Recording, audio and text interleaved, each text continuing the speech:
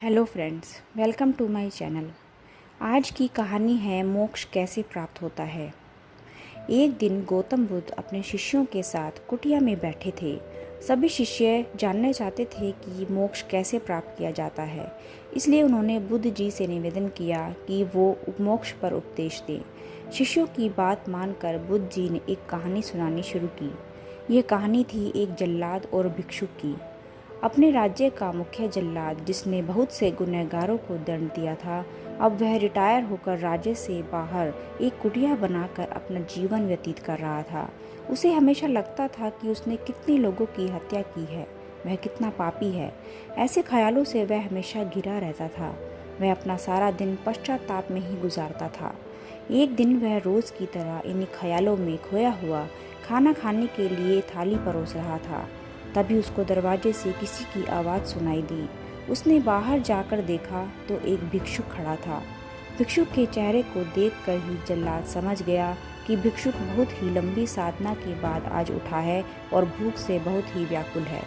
जल्लाद के मन में आया कि जिंदगी भर तो मैंने बस हत्याएं ही की है, आज मौका मिला है कुछ पुण्य कमाने का, तो इसे गंवाना नहीं चाहिए। उसने भिक्षुक को अंदर बुलाया और अपने खाने की थाली उसे दे दी।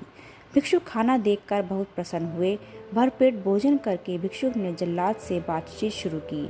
जल्लाद ने भिक्षुक को अपने जीवन की सारी कहानी सुनाई।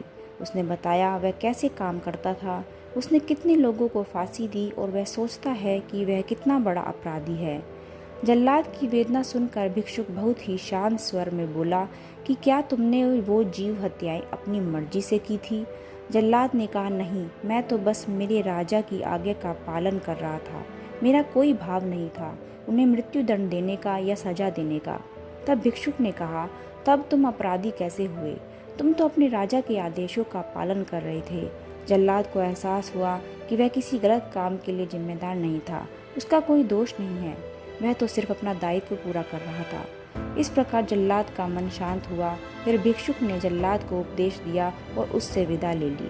भिक्षु को विदा करके जब जल्लाद वापस घर में आया, उसकी मृत्यु हो गई, जिसके बाद उसको मोक्ष प्राप्त हुआ। इतना कहकर बुद्ध जी ने कहानी को विराम दिया। सभी शिष्य बहुत ही आश्चर्य के साथ बुद्ध जी की ओर देख रहे थे। किसी को समझ नहीं आ रहा था कि जिससे इतनी हत्याएं की हो, उसे मोक्ष कैसे प्राप्त हो सकता है। तब एक शिष्य ने यह दुविधा बुद्ध जी के सामने रखी। बुद्ध जी ने तब शिष्यों को समझाया कि भिक्षुक के उपदेश से जल्लाद को ज्ञान प्राप्त हो गया था।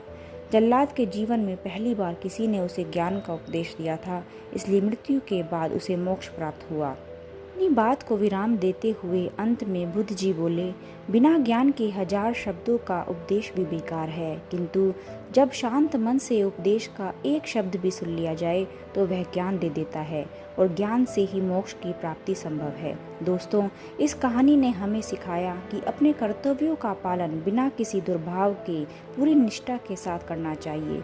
साथ ही अपना मन हमेशा शांत रखना चाहिए, क्योंकि शांत मन से उपदेश सुनने पर ही वास्तविक ज्ञान प्राप्त हो सकता है, जो मोक्ष की ओर ले जाता है। आज के लिए बस इतना ही। मैं आपके लिए ऐसी ही कहानियाँ लाती रहूँगी। तब तक के लिए stay safe, stay healthy, stay connected.